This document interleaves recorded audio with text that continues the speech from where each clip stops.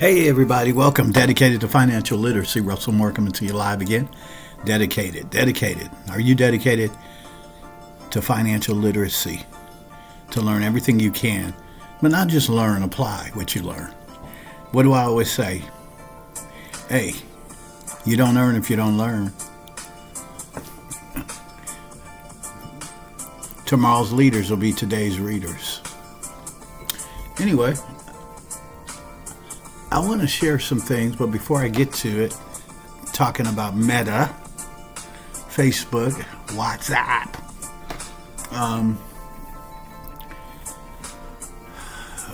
I wanted to say a few things about, because I've been on this thing with talking to new investors, and what have I been saying? You know, the title of this series has been, I want to invest. But I know nothing about the stocks. I don't know nothing about stocks. What do I do? The last video, I went over some terms. I think I'm going to start this one by going over a few terms. And then going over a few terms. But I'm not going to do much of that. I'm going to just finish it up. And I wrote down some terms. And things that newbies might need to know. You need to know. I'll just start with market, bear market. Bear market.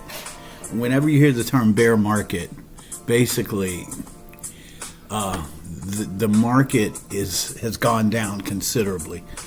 And some people say between 20 and they say if it's a correction, it's 10%, 15%. Anything past 15 to 20%, it becomes a bear market. And then, of course, 50 on and down is a crash. So a bear market, basically, when you hear the term bear market, we're in a bear market, meaning the market keeps plummeting down and it's not really coming out. It's not really trending up. You may have moments, a day or two, where it goes up, but it comes right back down. That's what it meant by bear market. Bull market means it's trending up. So bear is trending down.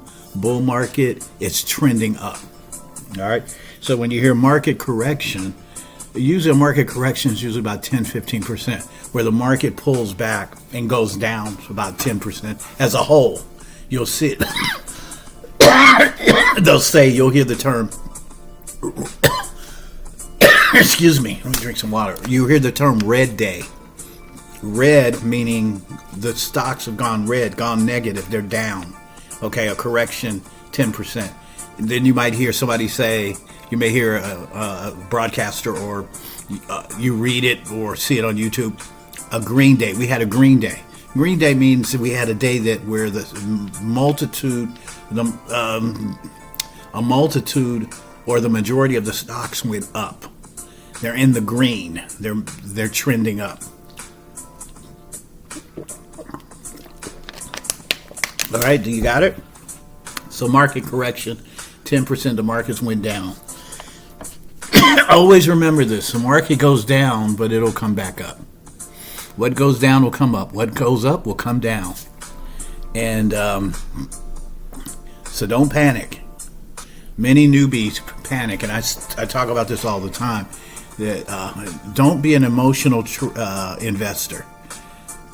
You must remember this. The market will go down. I don't care how much it's trending today. I don't care how it looks. It's going to go up, and it's going to go up. But it's also going to go down as well. And so when it goes down, you have to know how to respond. Okay?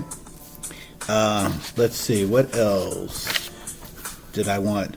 Oh, I talked about fundamental analyzing, where you check the health of a company. You're checking the health of it. Right? You must, and I heard someone say this, and to me, I think it was a little bit imbalanced, and I'm not gonna correct them because what they said was right. I just want to add to it. They were saying that, and this is for long-term investors. If you've been, and you're in it, you're gonna buy some shares, you're gonna buy some stock, and you just want to hold it. You just want to hold these stocks. You want to hold the shares, and over time, They're going to trend, they're going to go up, they're going to gain value, and that's a long-term investor. But everybody's not a long-term investor. You got some people that are traders, and there's two types of traders. There's the day trader, where you trade, buy a stock that day and sell it that day. Okay? And then there's a trader that you buy it that day, and you may sell it on the second day, the third day, all the way up to like a month and a half. That's usually swing traders. Even a few months would be considered. Anything after 2 days. Because remember, a day trader is you buy and sell the same day. Swing trader, you buy it one day, but you don't sell it the same day. Now, if you sell it the next day, that's a swing trade. But usually it's between 1 day, 2 days, and maybe two weeks, 3 weeks, maybe a month, and even a little bit longer. But after that, you start touching on long-term investors. Okay, when you're buying and holding, you're buying and holding. Okay, so here's what I would like to say. They were saying you need to know before you invest in a company. You need to know how to read an income statement, a balance sheet. They didn't throw in general ledger. You need to know how to evaluate a company, check its valuation, projections. You need to know how to get projections, and all that is true for the long-term investor. But not if you're a swing trader or a day trader. You don't really care about fundamental analytics. You don't care about the CEO. Alex Karp, you're like, who is Alex Karp? That's a Palantir CEO. You don't really care. All right? So this was my suggestion. I've always said this. You should learn the fundamental analyzing aspect. How to read an income statement, balance sheet. You can go to a local, you're like, well, how do you learn? You can actually go on YouTube and learn how to read an income statement. Really. And I mentioned at the last video, what I mentioned in the last video is I mentioned that a 10K and a 10Q. But I didn't tell you where you can find those for a company. You can go to investor relations. If you go to any company, say you go to Microsoft, www.microsoft.com. You go to their company website, any public company. All right, you go to their website, and the use is at the very bottom, and it'll say investor relations, or it'll say investment or investors. You click on that, and when you click on that, you'll find the 10K will be there, the 10Q, right there. And it'll give you, it's a financial reports. The 10K is for the annual, it's the annual report. 10Q is the quarterly. But you'll see the balance sheet in there. You'll see income statements, what they call the top line and the bottom line. Okay, so that's where you can find a lot of the financial statements. But you should learn how, if you're a long-term investor. But if you're not, you want to learn what's called technical analyzing, which involves charts, candlesticks. In a nutshell, basically, here's what technical analysts bank on. And it's true. Human beings are creatures of habit. What they've done in the past, they'll do it again. And there's certain patterns on what they call the herd. Remember I mentioned the herd. A group of people will trade a certain way. And so there's certain indicators that you can actually get on your computer that will give you an indication of what people are doing, investors are doing, particularly day traders, swing traders. My suggestion is you learn at least the fundamentals of technical analyzing. Because you got a lot of people out there, they know a lot about fundamental analyzing. They know nothing about the charts. They don't know what an RSI is. They don't know what a MACD is. Indicators. These are indicators. They don't know the difference, but what's the difference between when a stock is moving above the 20-day average, moving average, and the 50-day or the 200-day? Those are significant things that you can make money in the short term as a trader. Now, if you're not thinking about trading, and I would say this for someone who's brand new, if you're just now investing, don't day trade. Don't day trade. Because you shouldn't day trade if you have not learned charts, learned how to, and learn certain indicators. And you don't have to have you don't have to know a lot of indicators. You don't have to be an expert at technical analyzing to use it to your advantage for day trading and swing trading. But you should know some fundamentals, and you should know how it moves and how it works. You need to understand what's a candlestick, the fact that there's 1 minute candlesticks, there's 5 minute candlesticks, there's hourly candlesticks, there's a day candlestick, monthly. I mean, you can find out what a stock is doing by looking at various indicators. Okay, so that's technical analyzing. Learn both. So you got people out there telling you to just learn what an income statement is. Well, what if you like trading better? What if you have a niche and an knack for trading? Now, I will say this: most investors make money.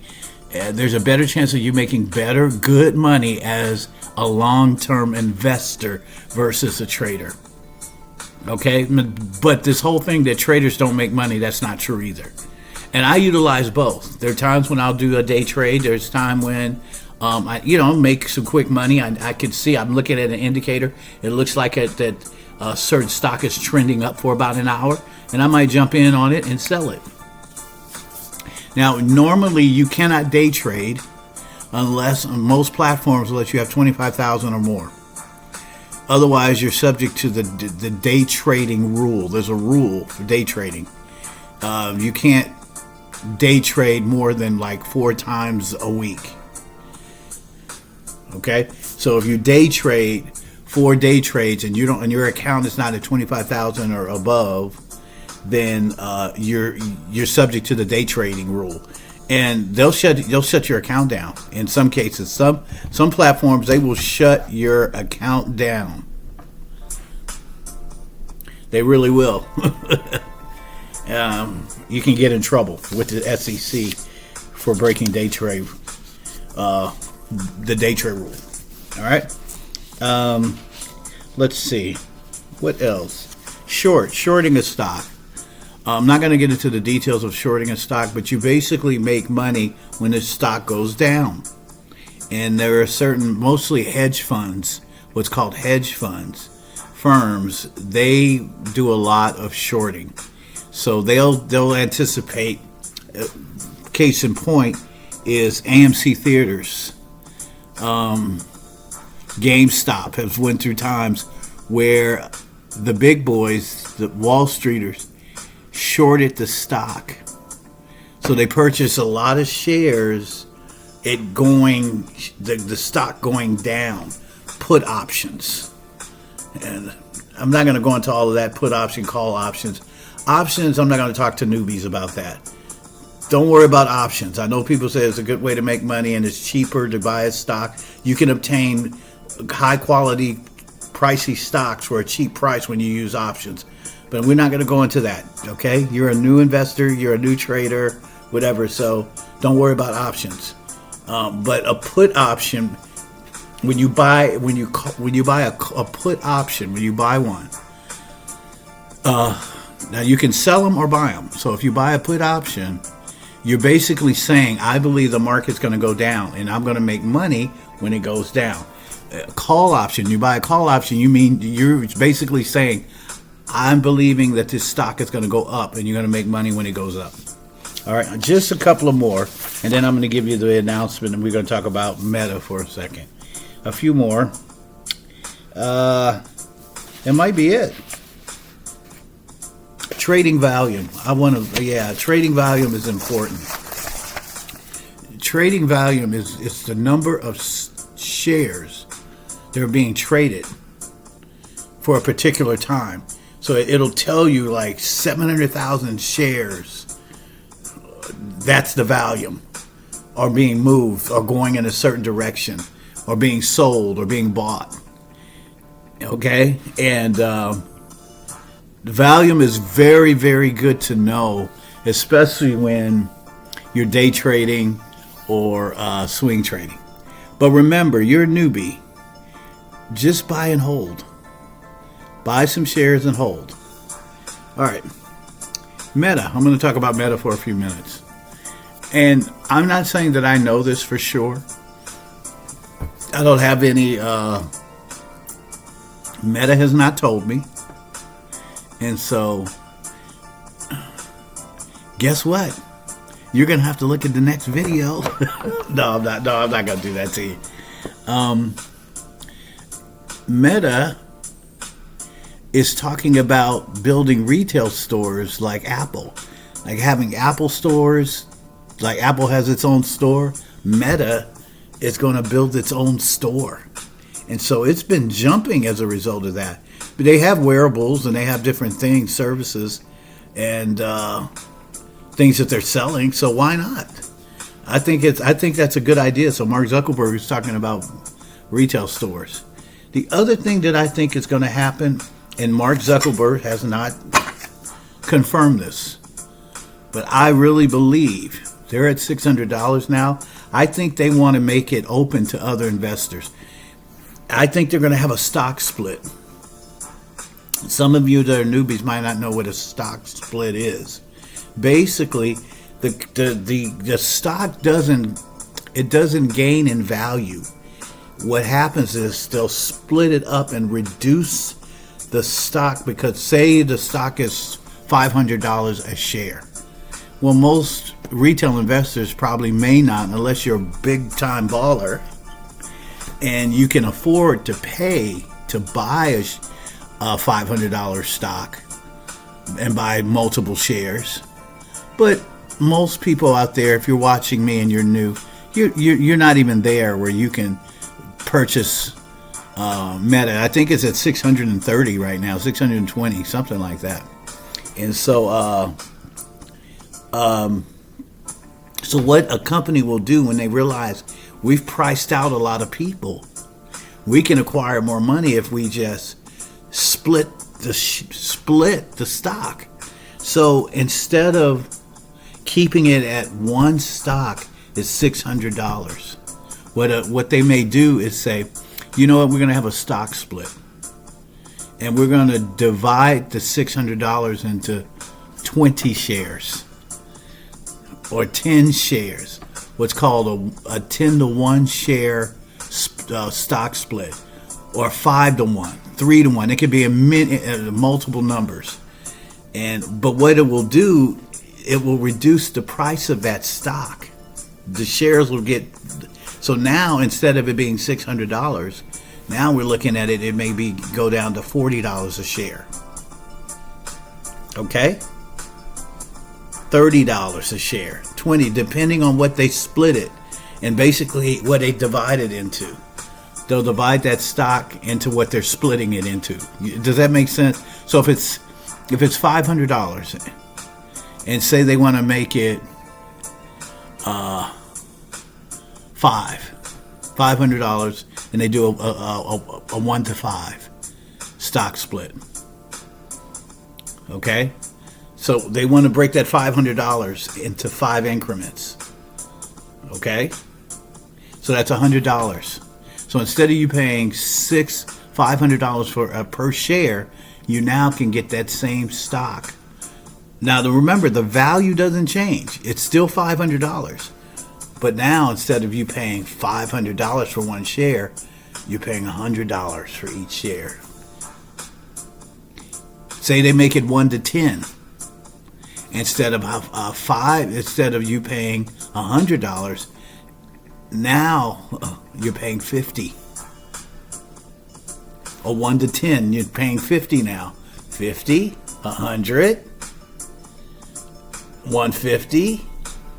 $250. $250 and $250 is $500. So now that's a 1 to 10 stock split. Same value. The value doesn't change. You just you're given more shares and at a cheaper price. and it allows others that weren't able to afford to invest to invest. That's what I believe Meta's going to be doing soon. Some of you better get ready, because you want to get some shares before the split. and there's a certain timing on when you have to buy those shares in order to get the split. So now, after the split is over, of course, they'll all be at that price. Say it's 1 to 10, or a 10 to 1 split. It's a 10 to 1 stock split, right? And the stock is $500. Now it's $50 per share. And so you can buy 10 shares. When at first you could only, just a day ago, only were able to buy one $500 share. But now you can buy 10 shares at $50. Or you can buy two $50 for $100. You know what I'm saying? It just gives the everyday retailer, the retail investor, it gives them an opportunity to participate. So get ready. Keep your ears open. I believe Meta is going to give us, out of all the Magnificent Seven companies, well, Microsoft is another one, but they've had a stock split in the past, but they haven't had one in a while. But Meta hasn't had one. It's time for Meta to have a stock split. You hear me, Mark? All right, you guys, get ready. There's money to be made in 2025. God bless you. I pray for you. I ask for favor. I thank you that you would walk in righteousness and obey the Lord. And as you obey God, God's going to bless you. Doesn't the Bible say in Deuteronomy 28, if you obey me and listen to me and do exactly what I ask you to do, then you will be blessed. And these blessings will come and overtake you. Don't you want to be overtaken? Well, be overtaken by the Holy Ghost and let him run your life. All right, guys, I love you. Have a great day.